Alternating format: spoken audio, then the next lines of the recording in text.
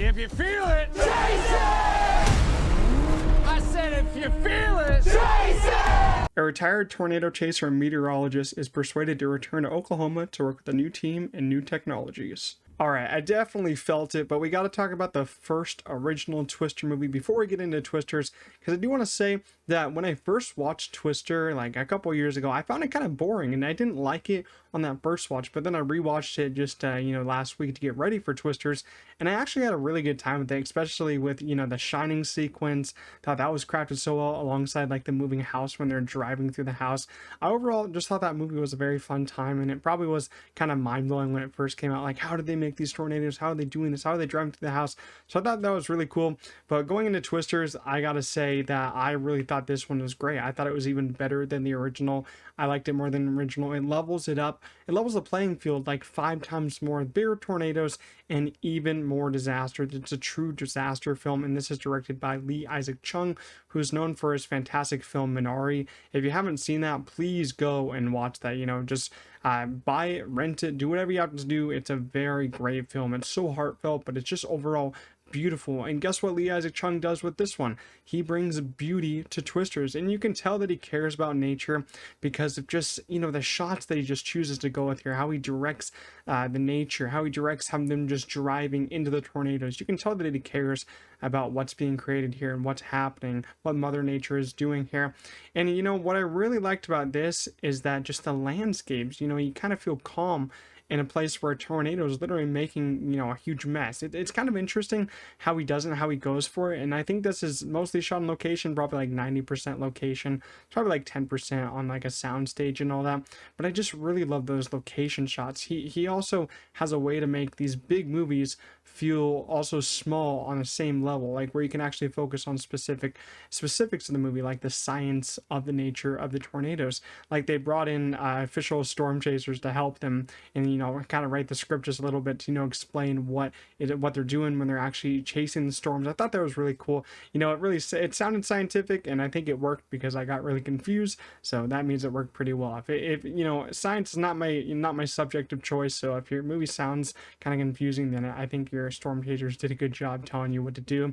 But Lee Isaac Chung, I thought his direction was simply fantastic here, and his vision really came true in a really beautiful way. And just seeing the tornadoes on screen was awesome. It kind of felt magical. It made me want to be a storm chaser myself and just walk into one of these tornadoes even though I'd die. Like there's some scenes in here where Glenn Powell's character is driving into a tornado and locking his truck into the ground.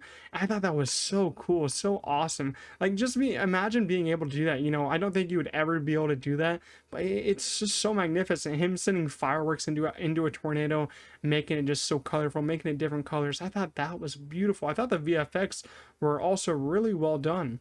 As you've seen in the trailer, there's also a fire tornado, which is so cool. It's so lit, I would say. No pun intended there. But I was like, Twister, the original Twister is famous for having, the cow in their movie, going into the tornado. But I gotta say, Twister is going to be famous for having a fire tornado. Like, how can you go into that and just watch that scene and not be like, that is so cool? Because after that scene, I was like, oh my God, bro, that's so cool. The VFX work that they're doing on that is awesome. And the lighting is actually really well done too. You'd think maybe the tornado with all the rain stuff, how it being a little, a dark cloud, but the lighting wouldn't be that great.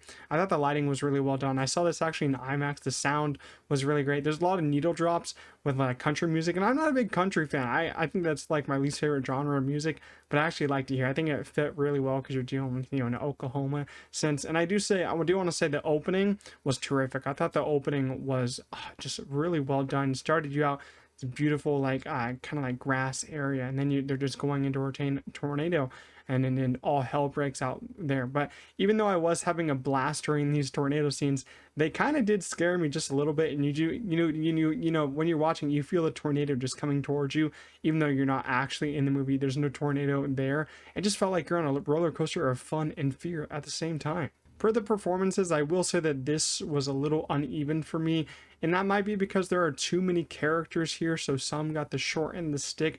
But I do gotta say Daisy Edgar Jones was sadly the weakest for me, even though I love her work in something like Normal People and Fresh. I think she's a fantastic actress, But here, her character doesn't, you don't have a lot to grab onto with her character, and she isn't very energetic because of what happens to her in the opening scene, which, as I said, was really well done. But her character isn't, as charismatic as someone like Glen Powell's character. So I think that that's where her character's a little uneven. You don't really know her intentions.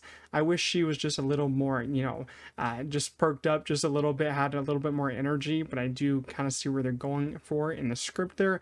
But Glen Powell stole the show here once again. We all know he's going to steal the show from the trailer. He's the best performance in the movie. And, I shouldn't be surprised because it's literally Glen Powell and it's literally his summer with this and Hitman. Like when you see him for the first time in this movie, you get hyped up. You're like, oh, I gotta sit up in my seat a little bit. I gotta get ready for this guy. And when he says the line, if y'all feel it, chase it, I also whispered it to myself because you have to. It's such a good line. I remember seeing that line in the trailer for the first time, and that line made me not get tired of the trailer. I think that line is handled so well, and I think he delivers it so well because he's so charismatic and he just goes full in with this one. You also have Anthony Ramos here. It's kind of like a love triangle between him, Daisy Edgar Jones, and Glen Powell. But Anthony Ramos, he's another lead here that I don't think the script handled that well, and I think he's a cool character. But he kind of just felt like, as I said, a third wheel alongside Daisy Edgar Jones and Glen Powell. I don't know if there was really a need for him, even though I did like Anthony Ramos' performance here. It's just, I think there's just too many characters in this movie to have too many leads there. I see what they're doing with kind of like the 3 leads, and I didn't really care about Anthony Ramos' little subplot, little division that he hangs in, so I think that was a little bit of a misstep there. But some other cast standouts were David Corenswet. I'm getting ready for him to be Superman next year. Thought he played, a pretty cool role in here, pretty funny. Kitty O'Brien had a small role, and Brandon Pereira, I thought he was also pretty electric here. He really did bring a lot of energy into this movie, just like how he did in Nope, Jordan Peele's Nope from a couple years ago. I think he's just a great young star that deserves a lot more work, so I really enjoyed him a lot there too. Some might complain about the weak script, but come on, it's a disaster movie. What are you going in expecting? You can't be expecting a great script going into a movie named Twisters. What you need to be expecting going into a movie named Twisters is just a fun ride. And, seeing big tornadoes and seeing just the beauty of nature making these tornadoes, like just seeing them kind of just develop on screen kind of just filled my heart with some joy, as I said. And that's what we got. We got a fun disaster movie, a fun summer blockbuster, as it said. And what's going to be interesting about this is just how much it's going to make at the box office, how much is it going to make before Deadpool destroys it next week. Still feel like they should have released it, last week or just in June. I think that this is a great summer blockbuster that's probably sadly going to get killed by another great summer blockbuster. But overall, Twisters, I really enjoy this one a lot. I think it's better than the original. I feel like the cast all work together pretty well, even though there are too many characters at times. Lee Isaac Chung just delivered a beautiful film about tornadoes, and I just love seeing the tornadoes develop on screen. The fire tornado, also spooky, but so much fun to see that. It's such a fun ride, as I said, true summer blockbuster. So I'm gonna give Twisters a strong 8 out of 10. Really enjoyed this one a lot. I cannot wait to go see this one again. I can imagine seeing this in 4DX, just getting all the rain splattered on you, just moving a lot in the seat. That would be hell on earth, but I do recommend it in IMAX. I think it was awesome in IMAX. But that's my review of Twisters. Leave your thoughts down below. If you did enjoy my review, make sure to leave a like, subscribe to the channel. I'll see you guys in the next one. Peace out.